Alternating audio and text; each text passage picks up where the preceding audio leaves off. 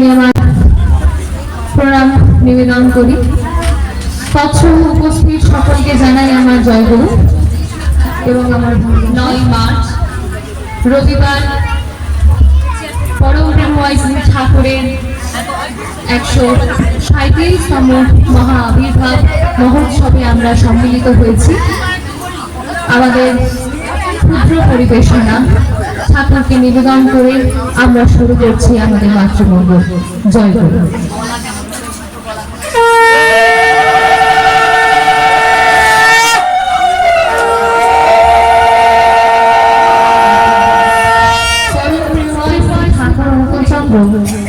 একজন মেয়েকে যখন একটা ছোট্ট কন্যা জন্মায় একটা পরিবারে, তখন সেই মেয়েকে ঠিক কিভাবে লালিত পালিত হবে পরম প্রেমময় ঠাকুর অনুকূলচন্দ্র সযত্নে যেন আমাদের সামনে তুলে ধরেছেন এই প্রত্যেকটি বইয়ের মাধ্যমে। আমরা এই বইগুলোর মাধ্যমে জানতে পারি পুরুষোত্তম আমাদের সামনে কি প্রতিচ্ছবি তুলে ধরতে চেয়েছেন। তাই আমাদের সামনে আরেকটি বই পাঠ করবেন, মাতৃমঙ্গল পাঠ করে শোনাবেন। পরম প্রেমময় শ্রী ঠাকুরের সামনে মাতৃমঙ্গল পাঠ করলেন অনিতা ফৌজার মা। দেবসূত্র পাঠ করবে সন্তানটি আস্তে আস্তে বাড়তে থাকে, তখন ওই চারা গাছে বেড়া দেওয়ার মতো প্রথম তাকে দীক্ষা দেওয়া হয়। আর এই দীক্ষাটা দেয় একজন ব্যক্তির দেবতা। আবার তারপরে কি শেখানো হয় একটা মেয়েকে যে সে তার শ্বশুর ঘরে গিয়ে কিভাবে শাশুড়ি, শ্বশুর, দেওয়া, ননদ, স্বামী দেবতাকে কিভাবে পূজা করবে। বাড়িতে যদি কোনো অপনা জীব থেকে থাকে তাকে কি করে ভালোবাসবে, আদর করবে, সেইটা তো শেখানো হয়েছে একটা মাকে। এই ছোট্টবেলা থেকে অভ্যাস করাতে করাতে একটা মেয়ে যখন বিবাহযোগ্য হয় তখন তাকে বিবাহ দেওয়া হয়, তখন দাম্পত্য জীবন সুখী হওয়ার ঠাকুর তিনি সত্যি করে বলে যাচ্ছে।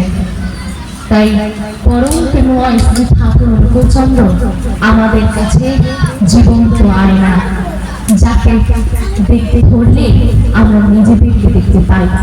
তাই তারই কথা অনুযায়ী একটি গান রচিত হয়েছে, শোনো বলে মেয়ে আমার। পাবো ওই পরম প্রেমময় শ্রী ঠাকুরের শ্রীপাদ পথে যেদিন ঠাঁই পাবো, সেদিন আমরা অমর মা হয়ে উঠতে পারবো।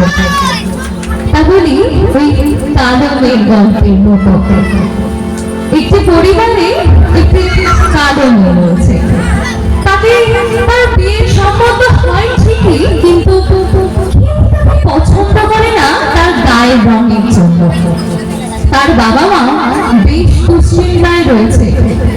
ঠিক এমনই এক সময় ঠাকুরের কাছে সেই মেয়েটিকে দিয়ে গেলেন। আর ঠাকুর কি বললেন, বড় মাকে নির্দেশ দিলেন ওকে সংসার কিভাবে করতে হয়, খুঁটিনাটি কাজকর্ম ওকে শেখাতে, অর্থাৎ যাকে আমরা বলি ট্রেনিং দিতে। ঠিক এমনও ভাবে চলছে ট্রেনিং। তখন যে ঠাকুরের কাছে আসতো, ঠাকুর তাকে বলতো, এই আমার কাছে না একটা সুন্দর মেয়ে রয়েছে, দেখ না ওর জন্য কোনো পাত্র পাসবি না। ঠিক এমনই সময় ঠাকুর বলেছে একটা সুন্দর মেয়ে মানে নিশ্চয়ই খুব ভালো হবে, শিক্ষায় দীক্ষায় রং টং লাগে সবই খুব ভালো হবে। সে তো আর জানে না ঠাকুর সুন্দরের ব্যাখ্যা কেমন করে দিয়েছে। যার সুঅন্দ সেই তো সুন্দর। তাই ঠাকুর ওই কালো মেয়েটিকে সুন্দর বলে ব্যাখ্যা করেছে। ঠিক এমনই একটি সময়ে ঠাকুর যখন ওই পাত্রের সাথে কথা বললেন এবং পাকাপাকি করে তার বিবাহ বন্দোবস্ত করলেন, ঠিক শুভ দৃষ্টির সময় বর্ত দেখে হকচকিয়ে গেছে। যাই হোক, আর ঠাকুরের দেখা পাত্রী তিনি কি আর ফেলে দিতে পারবে, তাই বিবাহ দিয়ে নিয়ে চলে গেছে। কিন্তু পরিণতি কিন্তু ভালো ছিল না প্রথম দিকে। আমরা প্রত্যেকেই জানি বিবাহ জীবনে প্রথম দিকে সবারই প্রায় একটু অসুবিধা হয়, ঠিক তেমনই ওই মেয়েটিরও অসুবিধা হয়েছিল। কিন্তু ওই ঠাকুর বলেছিল আর মা তাকে শিখিয়ে দিয়েছিল, যত বাধাই আসুক না কেন তুই একইভাবে নিষ্ঠা ভরে তুই কিন্তু সেবা যত্ন করে যাস। ঠিক তেমনি যখন যেটা প্রয়োজন ঠিক তখন সেটা হাতের কাছে না চাইতেই তিনি এগিয়ে দিত। স্বামী ঘৃণা করে, বাড়ির লোকে কথা বলে না, একা একা গুমড়ে গুমড়ে মরে, বাপের বাড়িতেও জানাতে পারে না। তাই রে কি কপাল। কিন্তু ঠাকুরের কথা যে অভ্যর্থ তা তাকে পালন করতেই হবে। তাই ঠাকুরের কথা পালন করে এক নিষ্ঠায় এক মনে একাগ্র হয়ে সংসারটাকে সুন্দর করে করে যাচ্ছে। মুখ বুঝে নীরবতা পালন করে যেন সংসারের প্রতিব্রতী হয়ে সংসারটাকে করছে। ঠিক এমনও একটা সময় তার প্রত্যেকটি সদস্যের মধ্যে একটা অনুশোচনা এসেছে যে একে আমরা তাচ্ছিল্য করি, একে আমার সাথে কথা বলি না, আমার এর সাথে মনের মিলন হয় না। কিন্তু আমরা যেটা চাই না, আমরা না চাইতেই আমাদের সেবা যত্নে কোনো ত্রুটি রাখি না, তাহলে আমরাই বা মেয়েটাকে দূরে রাখি কি করে? এমন ভাবে পরিবারের সাথে আস্তে আস্তে সে যুক্ত হচ্ছে।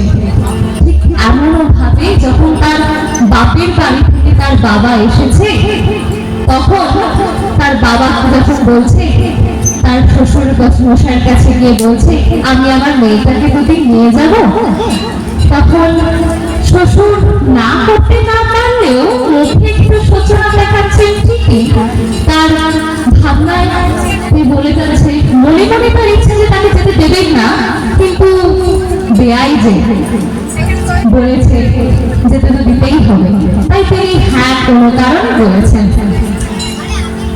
যখন অ্যাটাচি গুছিয়ে নিয়ে বাবার সাথে বেরিয়ে যাবে বলে ঠিক করলো, সবার কাছে প্রণাম করতে যাচ্ছে, শ্বশুর অলক্ষে কাটছে, ধুতির পোছাটা না জলে ভিজে গেছে, শাশুড়ি ঘরে রান্নাঘরে বসে বসে ফোপাচ্ছে, রান্না করছে আর চোখের জল মুছছে। ঠিক এমনও একটা সময় নিজের বোনের ছেলেকে যেমন কাঁপলে আদর করে, ঠিক তেমনই মা তো সন্তানের চোখের জল দেখতে পারেন না, তাই ওদের চোখের জল দেখে তিনি থমকে দাঁড়িয়েছেন। দাঁড়িয়ে বাবাকে বলছেন, বাবা তুমি ফিরে যাও, আমার আর যাওয়া হবে না।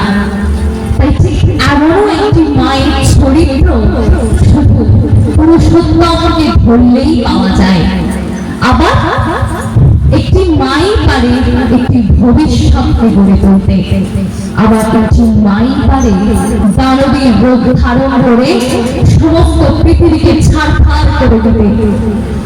এমনই একটা সন্ধিক্ষণে পরম প্রেমময় শ্রী ঠাকুর উদ্ভব করলেন মাতৃ সম্মেলনে। এমন ভাবে একটি মাকে এমন ভাবেই জাগ্রত হতে বলছেন ঠাকুর। কেন হতে বলছেন? না জাগিলে ভারত লও না, এই ভারত বুঝি জাগে না, জাগে না। তাই ঠিক একটি মাই পারে ভবিষ্যতের সাজঘরে যারা আজও অপেক্ষারত তাদেরকে এই পৃথিবীর বুকে আবার ফিরে আনতে। ঠিক এমনতর বৈশিষ্ট্য পূরণী হলেই ঠিক এমনটা সম্ভব। তাই ঠাকুর মাঝে মধ্যে একটা কথা বলেন, সুভাষচন্দ্রের মা ও বাবার কথা। তাদের মধ্যে যে অ্যাডজাস্টমেন্টটা ছিল সেটা নাকি দেখার মতো। কেমন সে অ্যাডজাস্টমেন্ট? অ্যাডজাস্টমেন্টটা ঠিক এই জায়গায়, একদিন কোর্টে বসে তিনি জগৎ জানকীনাথ বসু তিনি ভাবছেন আজ বাড়িতে গিয়ে মাতা প্রভাবতী দেবীকে বলবেন আজ একটু লুচি আর হালুয়া করতে। ঠিক এমনই সময় কি টান, কি দেবী ভক্তি, ঠিক এমনই সময় বাড়ি রান্নাঘরে বসে বসে মাতা প্রভাবতী দেবী ভাবছেন আজ স্বামী দেবতা বাড়ি ফিরলেই হাত মুখ ধুয়ে তাকে লুচি আর হালুয়া করে দেবেন। ঠিক যখন বাড়িতে এসেছেন সবাই তথস্থ, মা এলেন, পা হাত পা মুখে জল দিলেন, গামছা দিলে, পরিষ্কার পরিচ্ছন্ন জামা কাপড় পরে যখন তিনি চেয়ারে এসে বসলেন তখন তার টেবিলের সামনে একটা থালায় লুচি আর হালুয়া করে গেছে। তখন জানকীনাথ বসু কৌতূহল হলে বলেই ফেললেন, তুমি জানলে কি করে আজ আমি এটাই খেতে চেয়েছি? তখন মাতা প্রভাবতী দেবী যেন কিছু জানেন না ঠিক এমন ভাবে উত্তর দিচ্ছেন, কি জানি আমার মনটা একেবারে খচখচ করলো, মনে হলো তোমার কথায় আজকে একটু লুচি আর হালুয়া খেতে ইচ্ছা হয়েছে, তাই আমি তোমার জন্য করে ফেললাম। তুমি খুশি হলে আমি খুশি। এমনও বড় সামঞ্জস্যতা প্রত্যেকটি দাম্পত্যিক জীবনে রাখতে বলছে। ঠিক এমন বড় ভালোবাসাই প্রত্যেকটা সংসারে যেন ভরে ওঠে। এমন ভাবেই যেন প্রত্যেকটা মেয়ে, প্রত্যেকটা মা এমন ভাবেই গড়ে উঠতে পারে। মায়েদেরকে আশ্রয় করেই তো আবার আবার ফিরে আসবে নেতাজি সুভাষচন্দ্র বসুর মতো এরকম বিপ্লবী, বাহাযতীনের মতো এরকম সন্তানরা আসবে, ঠিক আসবে। পরম প্রেমময় শ্রী ঠাকুরের চরণ বন্দনা করলে এমনতর মা হয়ে ওঠা যায়, যেখানে গিয়ে আমরা নিজেদেরকে বুঝতে পারি, নিজেদেরকে জানতে পারি, শিখতে পারি কিভাবে নিজের সংসার জীবনটাকে আঁটো করে সারাটা জীবন ওই স্বামীর সেবায় ব্রতী হয়ে সারাটা জীবন কাটিয়ে দেব। একটা মাই পারে, একটা মাই পারে তার স্বামীকে ঈশ্বর কেন্দ্রিক করে তুলতে। আর যদি একটা মাই চেষ্টা করে না, তাহলে সবকিছু দূরে সরিয়ে রেখে তার আঁচলের ভেতরে ঢুকিয়ে দেবে। কিন্তু মায়েরাই পারে ভবিষ্যতের সাজঘর থেকে এক একটি বিপ্লবীকে, এক একটি সৈন্য বাহিনীকে ঠাকুরকে উপহার দিতে। এটাই তো আমাদের চরণ, এটাই তো আমাদের মাতৃত্ব। একটা মা মাতৃত্ব নিয়েই জন্মায়, একটা মা মাতৃত্ব নিয়েই জন্মায়।